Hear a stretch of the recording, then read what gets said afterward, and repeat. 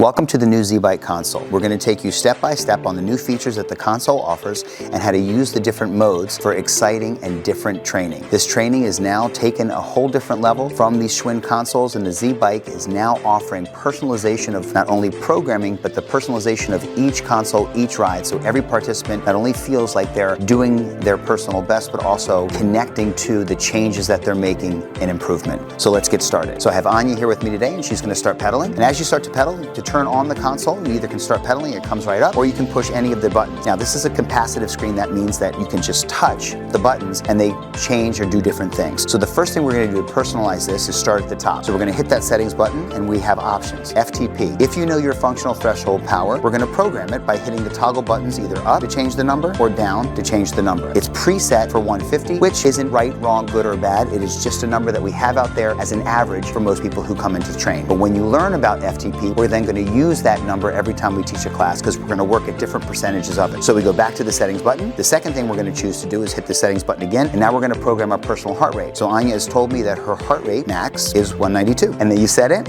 hit it again. Now you compare your devices. You compare a strap, an app, anything right now. You hit the toggle buttons, you compare, but Anya's going to take her Apple Watch and put it right on the console. It's going to beep on her watch, you can see, and she's going to hit connect. It automatically picks up her heart rate and it'll be programmed to the bike, and the workout will be programmed on her watch. Now that she's pedaling, you can see her heart rate show up, and now we're going to go through the console step by step. When you see the console in this mode, we're starting out as a default in RPM mode. That means as the speed changes, which is RPM in the middle, her color, which is like a tachometer, is also going to change. As she increases her cadence, she's going to go from green to yellow, into orange, into red, based on the amount of cadence or revolutions per minute that she's riding. And she's going to slow back down. We're going to see the numbers start to change. That mode is wonderful for teaching students pedal speed, control of the pedal stroke, and also staying at a certain speed for a period of time, or what speed to come back to during recovery, or how to maintain a speed throughout the training. Next, you're going to see is this power number. This number in the middle, which is in red, is power. That number tells you how much total output you are doing at any given time. It equates not only the amount of resistance that's on the flywheel, but it also equates to the cadence as well. So those two things together. We have a power gauge on the pedal itself on one of the crank arms,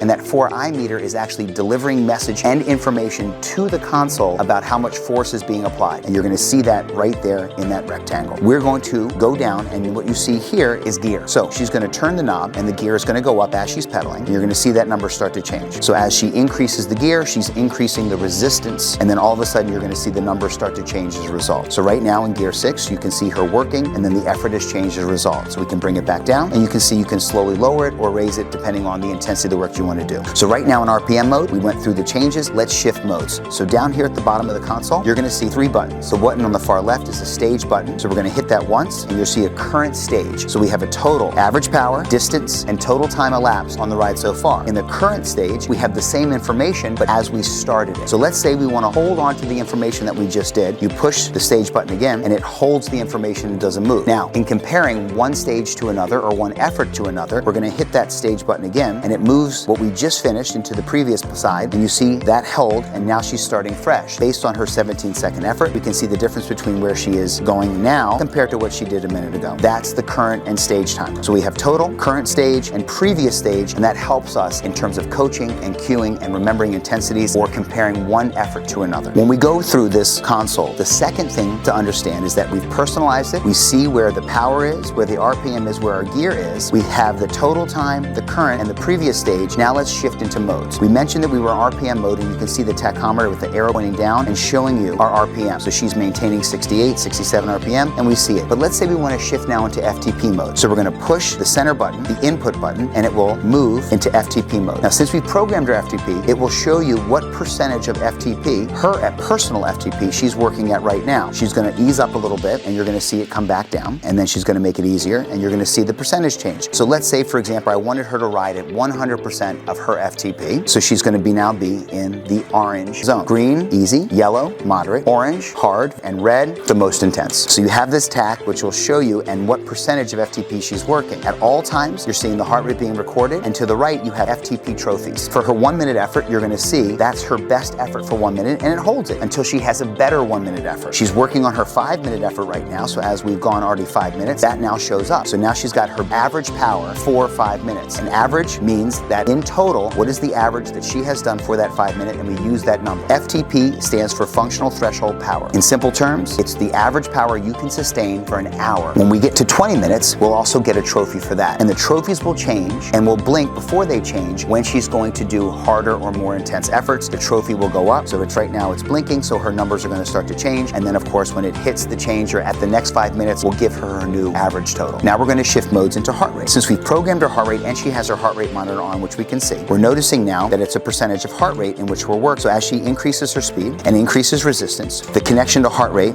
which we already programmed. So if we go back in, we can see a percentage of her heart rate at work. And as she's pedaling, you can start to see the tach go up. And since her heart rate was so elevated, you're going to start to see the tach go up. So at a percentage of her heart rate, she's going up, increased resistance again. And you're going to see some crazy power numbers go up as she is such a strong athlete to get her heart rate into the zones that equate to more challenging training modalities. She's going to start to breathe heavy eventually, and then she's going to have to work even harder to get up to her max, which she's programmed already. And then she's going to slowly bring it down. So the orange will go to yellow, the yellow will go to green as ways to not only feel the increasing intensities change, but also the decreased intensities. So as a group, if I wanted to say to her, let's stay at 90% of her max heart rate, she's going to be up in that red zone. If I say, let's stay between 70 and 80%, she's going to be orange, and then below that is yellow, and then of course green. So that's the way to use heart rate. Now we have one more mode to work on, which is wonderful to get started, and it's called the standard mode. Standard mode takes away all the trophies, it takes away all the percentages, and shows you her heart rate, power always, RPM always, gear always, and then you have your running totals. Now what's going on behind the scenes is she's still getting her trophies, so if we wanted to shift back into FTP mode, the trophies would still come up, and she's still getting the benefit and the credit for the hard work that she's done. Let's quickly review. The last thing I'm going to go through before we take this one last turn is you have a last button over here, and I know you've been thinking about it, it's called your average and max button. So we're always showing the average until we decide to push that button once, and then it will show her max power for the time she's done so far. We can use that number as a comparison to another sprint we want to do later, or hit that target on another day or another ride during the week. We push it again, and it goes back to average at where she is now. And that's always a running total for the entire time that she's on the bike. So we have the personalization buttons at the top and the settings. Then we have the heart rate, power, RPM, gear, total, average power or max, distance and time, current stage that we're in, previous stage that we've been through. And all in all, this console will give you the information for motivation through metrics that we've never had before, and it's exciting outcome to our training and our teaching. And the students and members who take classes on this Z-Bike will not only be able to record and feel challenged by the metrics, but also learn from them as well.